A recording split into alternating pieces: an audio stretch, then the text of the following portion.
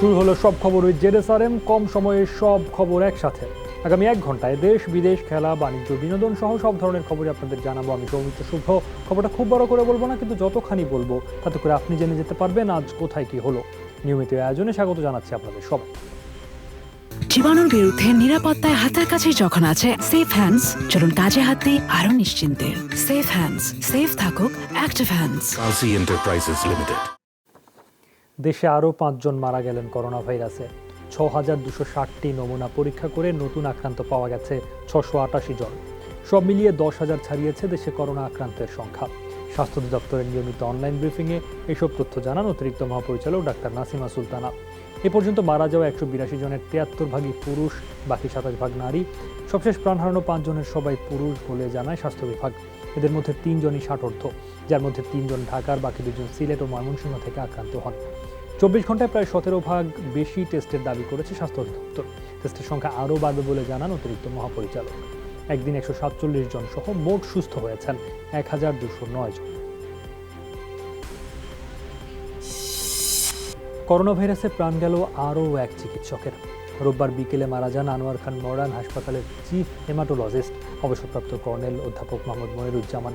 গত কয়েকদিন ধরেই জ্বর ও বুকে ব্যথা অনুভব করছিলেন তিনি। গতকাল তাকে সম্মিলিত সামরিক হাসপাতালে নেওয়া হলে কর্তব্যরত চিকিৎসক মৃত ঘোষণা করেন। পরে নমুনা পরীক্ষায় তার করোনা পজিটিভ আসে। এর আগে গত 15 এপ্রিল মারা যান Sylhet MAG Osmani medical college হাসপাতালের মেডিসিন বিভাগের সহকারী অধ্যাপক ডাক্তার মঈনুদ্দিন। ব্যাংকের সুদ নিয়ে ঋণ গ্রহীতাদের চিন্তিত হবার প্রয়োজন নেই। পরিস্থিতি বিবেচনায় সব পর্যায়ে তা মওকুফের সিদ্ধান্ত নেওয়া হবে, জানিয়েছেন প্রধানমন্ত্রী শেখ হাসিনা। সকালে গণভবনে রংপুর বিভাগের জেলাগুলোর সঙ্গে ভিডিও কনফারেন্সিংয়ে একথা জানান তিনি। প্রধানমন্ত্রী বলেন, এরই মধ্যে 2 মাসের ঋণের সুদ স্থগিত করা হয়েছে।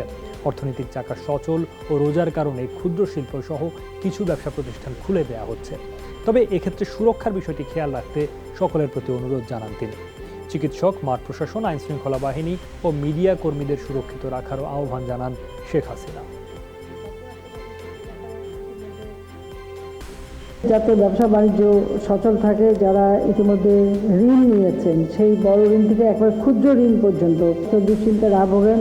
কাজে 2 মাসের সুদটা স্থগিত করা হয়েছে। পরবর্তীতে কে কী পরিমাণে ঋণ নিয়েছে, কোন কোন ক্ষেত্রে ঋণ নিয়েছে সেটা বিচার করেই এটা ব্যবস্থা নেওয়া হবে।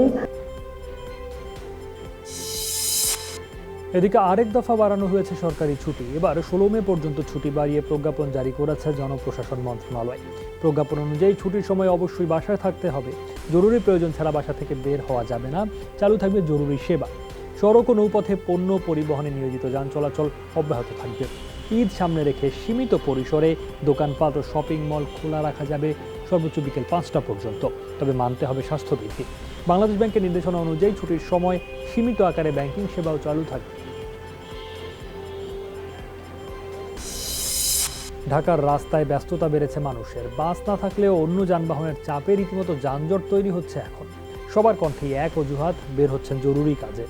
অনেক ক্ষেত্রেই মানা হচ্ছে না শারীরিক দূরত্ব বজায় রাখার নির্দেশনা। সড়কে নেই শুধু গণপরিবহন, এছাড়া ব্যক্তিগত গাড়ি, মোটরসাইকেল, রিক্সা, সিএনজি কিংবা মালবাহী যানবাহনের তীব্র চাপ প্রায় প্রতিটি রাস্তায়।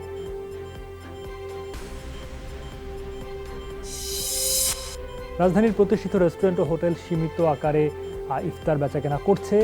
প্রগতি সরণি এলাকায় আছেন সহকর্মী সাইফুদ্দিন রবিন, তিনি যুক্ত হয়েছেন সরাসরি। রবিন, ইফতার বেচাকেনা কেমন দেখছেন? সামাজিক দূরত্ব বজায় থাকছে কিনা?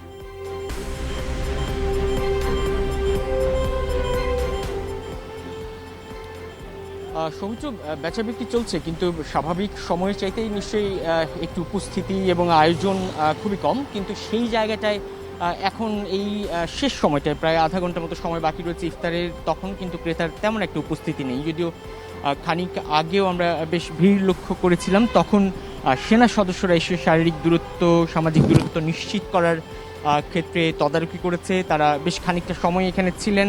তারা সাধারণ মানুষকে লাইনে দাঁড় করিয়ে একটা নির্দিষ্ট দূরত্ব বজায় রেখে যেন বেচা বিক্রি চালু করা যায় বা চলে, সেই দিকটায় তারা নজর দিয়েছেন। অন্যান্য সময়ে এই হোটেল রেস্টুরেন্টগুলোতে ইফতার সামগ্রীকে কেন্দ্র করে যে ধরনের আয়োজন থাকে বা যে পরিমাণ আয়োজন থাকে, সেটা কিন্তু এখন আর নেই। এখন খুবই সামান্য পরিমাণে এই পরিসর, এবং অন্যদিকে রাজধানীর সব হোটেল রেস্টুরেন্টের সামনেই কিন্তু বা তারা কিন্তু এই ইফতার আয়োজন করছে তা কিন্তু নয়, কেননা অনেক জায়গায় শ্রমিকের এক ধরনের সংকট রয়েছে, কেননা লকডাউন ঘোষণা, গণপরিবহন বন্ধ ঘোষণা, সেসবের কারণে অনেক শ্রমিক চলে গিয়েছে।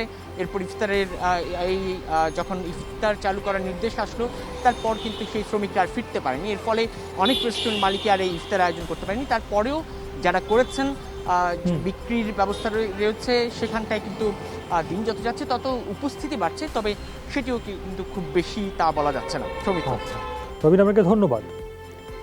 দর্শক, চলছে সব খবর ZSRM, ছোট্ট একটা বিরতি নিচ্ছে, ফিরছে একটু পর, সাথেই থাকুন।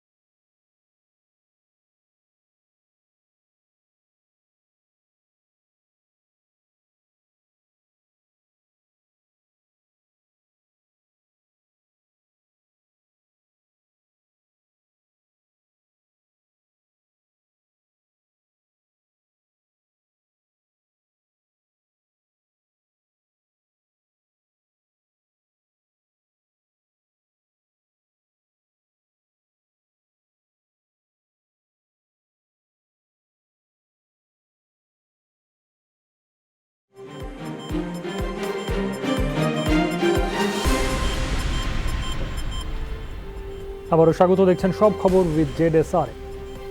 এপ্রিল মাসে যেসব শ্রমিক আংশিক কাজ করেছেন তারা 65% বেতন পাবেন এই মাসে, 60% ও বাকি 5% মে মাসের বেতনের সাথে সমন্বয় করা হবে। তবে যারা পুরো মাস কাজ করেছেন তারা শতভাগ বেতন পাবেন। পোশাক শ্রমিকদের বেতন নিয়ে জটিলতা নিরসনে শ্রম প্রতিমন্ত্রী মনুজন সুফিয়ানের সভাপতিত্বে BGMEA, BKME ও শ্রমিক সংগঠনের নেতাদের বৈঠকে এ সিদ্ধান্ত হয়।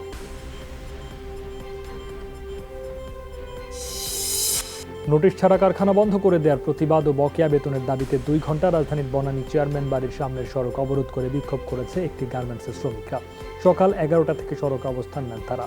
শ্রমিকদের অভিযোগ, আবেদিন গার্মেন্টসের মালিক কোনো ধরনের নোটিশ ছাড়াই কারখানা বন্ধের ঘোষণা দিয়েছেন। শ্রমিকদের দাবি, গেল 2 মাসের বেতন পরিশোধ করা হয়নি।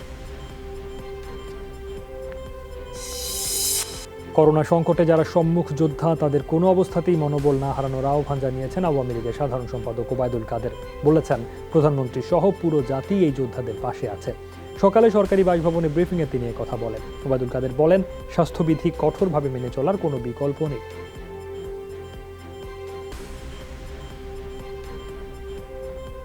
কোনো অবস্থাতেই মনোবল হারাবেন না। শেখ হাসিনা সরকার আপনাদের সাথে আছে। আপনারাই প্রকৃত করোনা যোদ্ধা। ঝুঁকিপূর্ণ এই কাজ করতে গিয়ে আপনারা সত্যিকার দেশপ্রেমের পরিচয় দিচ্ছেন। সরকার করোনা পরিস্থিতি নিয়ন্ত্রণে ব্যর্থ হয়েছে বলে অভিযোগ করেছেন বিএনপি মহাসচিব মির্জা ফখরুল ইসলাম আলমগীর। বলেছেন, সরকারের মধ্যে সমন্বয়হীনতার কারণে কর্মহীন মানুষ ত্রাণ পাচ্ছেন না। সকালে রাজধানীর দক্ষিণখানে দিনমজুরদের মাঝে ত্রাণ বিতরণের সময় এসব কথা বলেন মির্জা ফখরুল।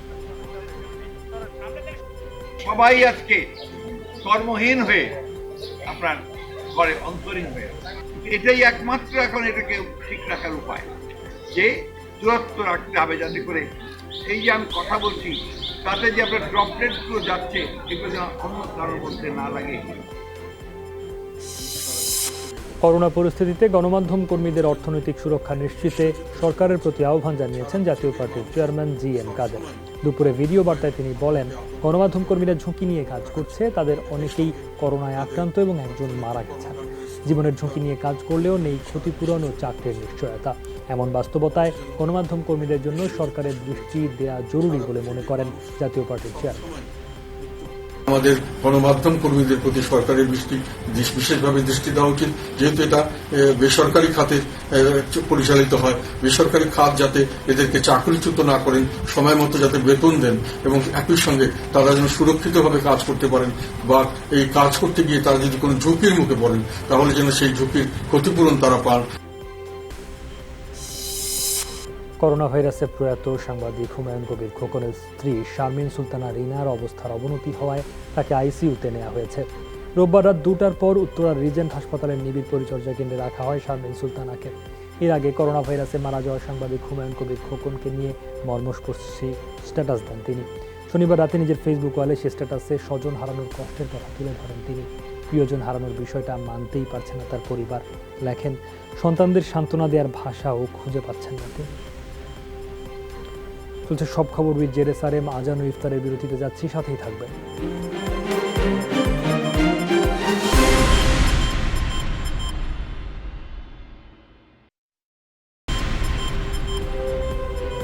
আবারও স্বাগত, দেখছেন সব খবর উইথ জেরুসালেম। বাংলাদেশে অবস্থানরত ব্রিটিশ নাগরিকদের ফিরিয়ে নিতে আরও 2টি চার্টার্ড ফ্লাইটের ব্যবস্থা করা হয়েছে। সকালে এক ভিডিও বার্তায় ব্রিটিশ হাইকমিশনার রবার্ট ডিকসন জানান 5 ও 7 মে যাবে এই 2টি ফ্লাইট। কেউ যেতে না পারলে আগেভাগেই জানানোর আহ্বান জানান তিনি। সেক্ষেত্রে তাদের পরিবর্তে অন্যদের নেয়ার ব্যবস্থা করা হবে।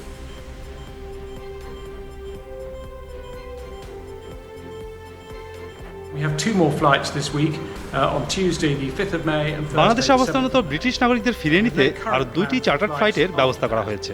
আগামী 5 ও 7 মে এই বিশেষ ফ্লাইট দুটি ঢাকা ছেড়ে যাবে। যারা যেতে পারবেন না তাদের আগে থেকে জানানোর অনুরোধ করছি, তাহলে অন্যদের যাওয়ার ব্যবস্থা করা যাবে। ইতিহাসবিদ ও ঢাকা বিশ্ববিদ্যালয়ের বঙ্গবন্ধু চেয়ার অধ্যাপক ডক্টর মুনতাসির মামুন করোনা আক্রান্ত। তাকে আইসিইউতে নেওয়া হয়েছে। হাসপাতাল কর্তৃপক্ষ জানায়, করোনার নমুনা পরীক্ষায় আজ তার পজিটিভ আসে। এর আগে রোববার সন্ধ্যায় করোনা উপসর্গ নিয়ে মুগদা হাসপাতালে ভর্তি হন অধ্যাপক মুনতাসির মামুন। গত 18 এপ্রিল থেকে তার মা করোনা আক্রান্ত হয়ে কুমিটোলা জেনারেল হাসপাতালে চিকিৎসাধীন। কয়েকদিন ধরে তিনিও জ্বর ও শ্বাসকষ্টে ভুগছিলেন। গতকাল মুগদা হাসপাতালে গেলে চিকিৎসকরা তাকে অক্সিজেন দিয়ে কেবিনে ভর্তি করে নেন। পরে করোনা পরীক্ষার জন্য তার নমুনা সংগ্রহ করা হয়। করোনা ভাইরাসের সংকট উত্তরণে 2 বছর মেয়াদী পরিকল্পনা করার তাগিদ দিয়েছে বেসরকারি গবেষণা সংস্থা সানেম। এজন্য আসন্ন বাজেটে স্বাস্থ্য ও নিরাপত্তা খাতের পাশাপাশি কৃষি খাতকে গুরুত্ব দেওয়ার আহ্বান জানিয়েছে সংস্থাটি। সকালে বাংলাদেশে কৃষিতে কোভিড-19 মহামারীর প্রভাব এবং সংকট উত্তরণের উপায় শীর্ষক ভার্চুয়াল ব্রিফিং অনুষ্ঠানে এসব কথা বলা হয়। বক্তারা দামের পার্থক্য কমাতে কৃষকের কাছ থেকে সরকারের ধান কেনার কার্যক্রম আরও বিস্তৃত করার পরামর্শ দেন।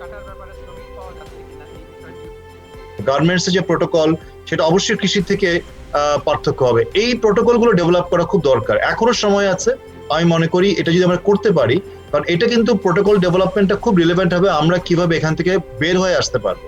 কারণ এরকম তো আমরা তো সারা জীবন আমরা তো এরকম সিচুয়েশনে থাকতে পারবো না। We have to come out of this situation. এবছর ফিতরা জনপ্রতি সর্বনিম্ন 70 টাকা ও সর্বোচ্চ 2200 টাকা নির্ধারণ করেছে ইসলামিক ফাউন্ডেশন।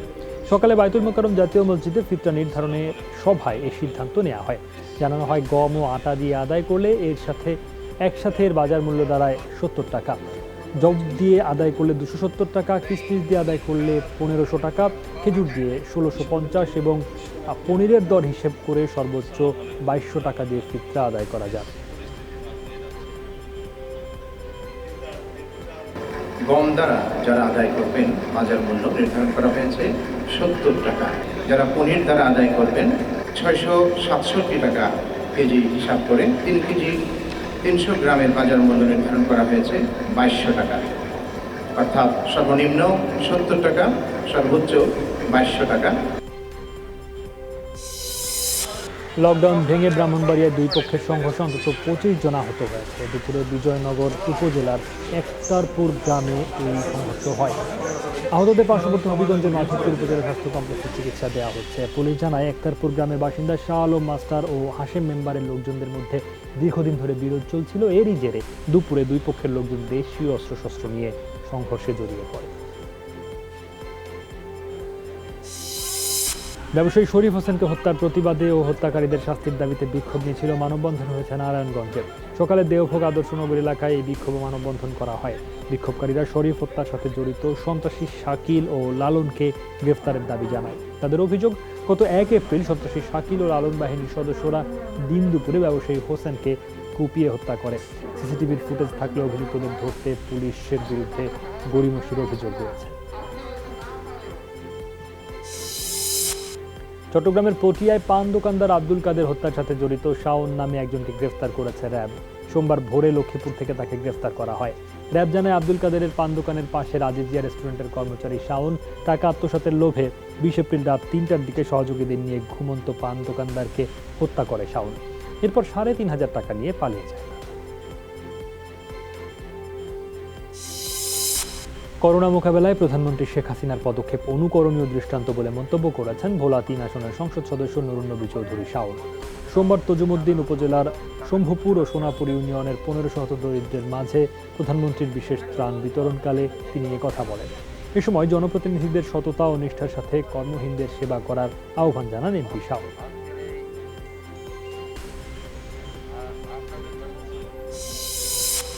যশোরে কৃষকের ধান কেটে সহায়তা করছেন কৃষক লীগের নেতাকর্মীরা। সকালে উপজেলার মণ্ডলগাতি পূর্বপাড়ার প্রদীপ সাহার জমির ধান কাটার মধ্য দিয়ে কৃষকের ধান কেটে দেওয়া কর্মসূচির সূচনা হয়। জেলা সংগঠনের 2 শতাধিক নেতাকর্মী বিভিন্ন উপজেলায় কৃষকদের ধান কেটে ঘরে তুলে দিতে সহায়তা করবেন। শারীরিক দূরত্ব বজায় রেখে প্রথম পর্যায়ে 16.5 বিঘা জমির ধান কাটা চলছে বলে জানিয়েছেন সংগঠনের নেতারা। গোপালগঞ্জ কোতালীপাড়ায় মাঠের ধান কাটতে মাঠে নেমেছেন একদল নারী। করোনা পরিস্থিতির কারণে বিভিন্ন জেলা থেকে শ্রমিক আসতে না পারায় ধান কাটা নিয়ে সংকটে পড়েছে কৃষক। কৃষকের ধান ঘরে তুলতে উপজেলা নির্বাহী অফিসার একটি উদ্যোগ নেন। চাষির হাসি সেল নামে একটি ফেসবুক পেজে শ্রমিকদের রেজিস্ট্রেশন শুরু করেছেন তিনি। যারা তালিকাভুক্ত হবেন তারা কৃষকের ধান কাটবেন। এরই অংশ হিসেবে উপজেলার বাগান উত্তরপাড়া গ্রামের 30 জন নারী ধান কাটছেন। নোয়াখালীর ভাষাঞ্চলে রোহিঙ্গাদের একটি দলকে স্থানান্তর করা হয়েছে। দলটিতে নারী শিশু সহ মোট 29 জন সদস্য রয়েছেন। গত শনিবার ওই দলটিকে নৌবাহিনী সদস্যরা ভাষাঞ্চলে নিয়ে যায়। এর আগে কক্সবাজারের বঙ্গোপসাগরে একটি ছোট বোটে ভাসমান অবস্থা থেকে তাদের উদ্ধার করা হয়। নোয়াখালী জেলা পুলিশ সুপার জানান, সাগরে ছোট একটি বোটে ভাসতে দেখে রোহিঙ্গাদের ওই দলটিকে নৌবাহিনী উদ্ধার করে। এরপর তাদের ভাষাঞ্চলে নিয়ে আশ্রয় দেওয়া হয়েছে। চলতি মৌসুমে ধান কাটতে ব্যবহার বাড়ছে কম্বাইন্ড হারভেস্টর মেশিনের। আগের চেয়ে দ্রুত ধান কাটতে পারছেন হাওরের লাখো কৃষক।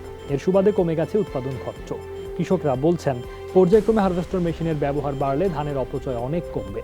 বড় মৌসুমে 600 কম্বাইন্ড হারভেস্টর বিক্রি হয়েছে, আরও 400 পাইপলাইনে আছে বলে জানান এর সঙ্গে সংশ্লিষ্ট কর্মকর্তা। আমরা অনেক উপকার হয়েছে, কিছু টেকাও বাঁচে, আমরা সময়ও বাঁচে। একটা মেশিনের দরকার বলতে গেলাম খুবই উৎসাহিত। তো এই ভর্তুকি কার্যক্রম অব্যাহত থাকলে যদি আরো কম্বাইন হারভেস্টার সরবরাহ করা হয় তাহলে কৃষক আরো উপকৃত হবে। এটাতে আসলে কৃষকের ব্যাংক লোন থাকা হলে ভালো হতো, নাহলে কোম্পানি সরকার যেরকম 50% টাকা ভর্তুকি দিচ্ছে, প্রায় 50% টাকা আমাদেরকে রিস্ক নিতে হচ্ছে।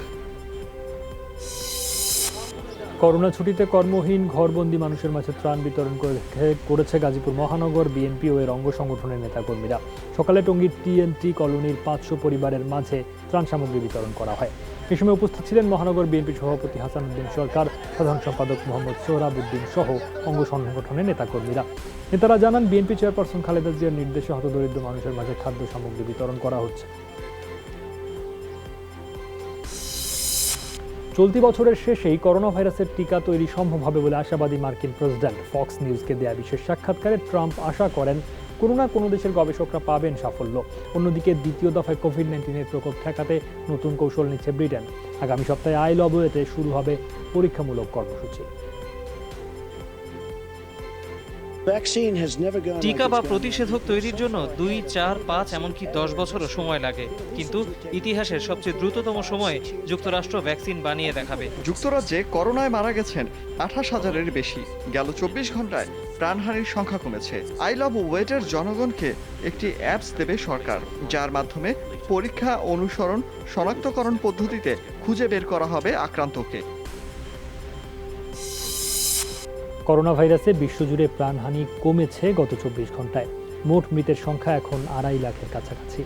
আক্রান্ত 35,80,000-এর বেশি। একদিনে মহামারীতে মারা গেছেন ৩,৪৮১ জন, যা ২৬ এপ্রিলের পর সর্বনিম্ন। নতুনভাবে ৮২,০০০-এর বেশি মানুষের শরীরে মিলেছে করোনা ভাইরাসের উপস্থিতি। এর মাঝে যুক্তরাষ্ট্রেই একদিনে প্রাণ হারালেন ১১০০-র বেশি, নতুন আক্রান্ত ২৬,৫০০। ইউরোপের দেশগুলো ২৪ ঘন্টার হিসেবে সর্বনিম্ন প্রাণহানি দেখল। ব্রিটেন ছাড়া প্রত্যেক দেশেই ৫০ থেকে ২০০-র মধ্যে ছিল মৃতের সংখ্যা। বিশ্বজুড়ে সুস্থ হয়েছেন ১১.৫ লাখের বেশি করোনা রোগী। করোনা পরিস্থিতি নিয়ন্ত্রণে আসায় স্বাভাবিক জীবনে ফিরছে দক্ষিণ কোরিয়া। আক্রান্ত ও প্রাণহানি কমায় দেশটির বিভিন্ন অঞ্চলে শিথিল হচ্ছে কড়াকড়ি। ফলে গণপরিবহন, রেস্তোরাঁ ও খেলার মাঠে বাড়ছে মানুষের উপস্থিতি।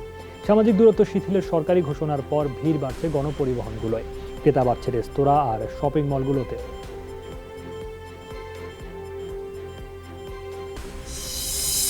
যুক্তরাষ্ট্রে করোনা ভাইরাসে আরও 2 প্রবাসী বাংলাদেশের মৃত্যুর খবর পাওয়া গেছে। সব মিলিয়ে প্রাণ হারালেন 231 জন। নিউ ইয়র্কে করোনা আক্রান্ত হয়ে 2 সপ্তাহ মৃত্যুর সাথে লড়াই করে পরাজয় মেনেছেন ব্যবসায়ী সমীর চন্দ্র দেব। এছাড়া মৃত্যুবরণ করেছেন ষাটোর্ধ্ব প্রবাসী বাংলাদেশি কাউসার আহমেদ। এর ফলে নিউ ইয়র্কেই করোনা ভাইরাসের প্রাণহানির সংখ্যা বেড়ে দাঁড়ালো 211 জনে। বাকিরা New Jersey, Michigan, Virginia, Maryland ও ম্যাসাচুসেটসের মারা গেছেন। দেশটির বিভিন্ন হাসপাতালে এখনও চিকিৎসাধীন অনেক প্রবাসী বাংলাদেশি। কোভিড-19-এর প্রাদুর্ভাবে ঘরেই সময় কাটছে ক্রিকেটারদের। এই অবসরে সামাজিক যোগাযোগ মাধ্যমে লাইভে এসে স্মৃতির ঝাঁপি খুলে বসেছিলেন মাহমুদুল্লাহ রিয়াদ ও তামিম ইকবাল। তাদের আলাপচারিতায় বেরিয়ে আসে চ্যাম্পিয়ন্স ট্রফিতে নিউজিল্যান্ডের বিপক্ষে বাংলাদেশের লড়াকু জয়ের পেছনের গল্প। রিয়াদ জানান নিদাহাস ট্রফিতে শ্রীলঙ্কার বিপক্ষে ঐতিহাসিক জয়ের স্মৃতি। দুর্দান্ত ছক্কায় আমি একটা বিন্দু মাত্র কোনো সময় ভাবিনি যে আমরা ওই ম্যাচটা ওখান থেকে জিতে যাব, বুঝছেন? মানে আমার কোনো, আমরাও ভাবি নাই। আমি আর সাকিব যখন ব্যাটিং করছিল আমরাও ভাবি নাই ভাই। 100 রান পার্টনারশিপ পাওয়ার পরে দেন I started to talk. Now it's the opportunity. We can't miss it.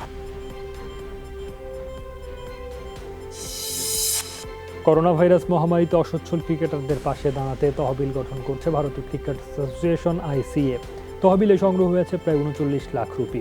এর পেছনে কাজ করছেন কপিল দেব ও সুনীল গাভাস্কার। সাবেক গ্রেডদের সাথে সাহায্যের হাত বাড়িয়েছেন আজহারউদ্দিন, গৌতম গম্ভীর ও গুন্ডাপ্পা বিশ্বমিত্রা। আপাতত 30 অসচ্ছল ভারতীয় ক্রিকেটার পাবেন এই অনুদানের অর্থ। গুজরাটের একটি প্রতিষ্ঠানও যুক্ত হয়েছে এই কাজের সাথে। আগামী 15 মে পর্যন্ত চলবে অনুদান সংগ্রহের কাজ। করোনার প্রভাবে সম্ভাব্য ভারত সফরের ক্ষতি ঠেকাতে $50 মিলিয়ন ঋণ নিয়েছে ক্রিকেট অস্ট্রেলিয়া। নভেম্বরে ভারতীয় ক্রিকেট দলের অস্ট্রেলিয়া সফরের কথা রয়েছে। করোনার কারণে সেটি না হলে বিশাল অঙ্কের আর্থিক ক্ষতির সম্মুখীন হতে হবে ক্রিকেট অস্ট্রেলিয়াকে। ভারতের সাথে পূর্ণাঙ্গ সিরিজ শেষ পর্যন্ত বাতিল হলে অস্ট্রেলিয়ার ক্ষতির পরিমাণ দাঁড়াবে প্রায় $300 মিলিয়ন, জানিয়েছেন অস্ট্রেলিয়ান ক্রিকেটার্স অ্যাসোসিয়েশনের সভাপতি সাবেক অলরাউন্ডার শেন ওয়াটসন। সম্ভাব্য এই ক্ষতি মোকাবেলায় আগাম $50 মিলিয়ন ঋণ নিয়েছে অস্ট্রেলিয়া। ব্যক্তিগত বিমান উড্ডয়নের অনুমতি না পাওয়ায় ক্লাবের হয়ে অনুশীলনের জন্য ইতালি যেতে পারছেন না পর্তুগিজ ফুটবলার ক্রিস্টিয়ানো রোনালদো। করোনার কারণে জন্মভূমি পর্তুগালের মাদেইরা দ্বীপে আছেন রোনালদো। ভ্রমণ নিষেধাজ্ঞায় পড়ে তার ব্যক্তিগত বিমানটি আটকে আছে স্পেনের মাদ্রিদে।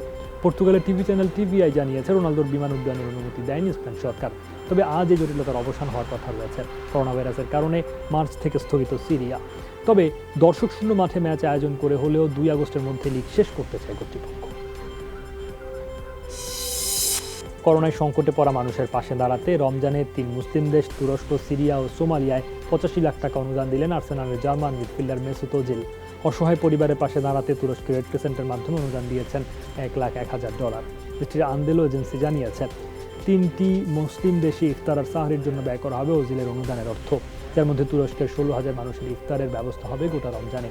আর সোমালিয়ার রাজধানী মোগাদিসুতে 90,000 ইফতার প্যাকেট বন্টন করা হবে অসহায় মানুষের মধ্যে। এছাড়া সিরিয়ায়ও দেয়া হবে খাদ্য সামগ্রী।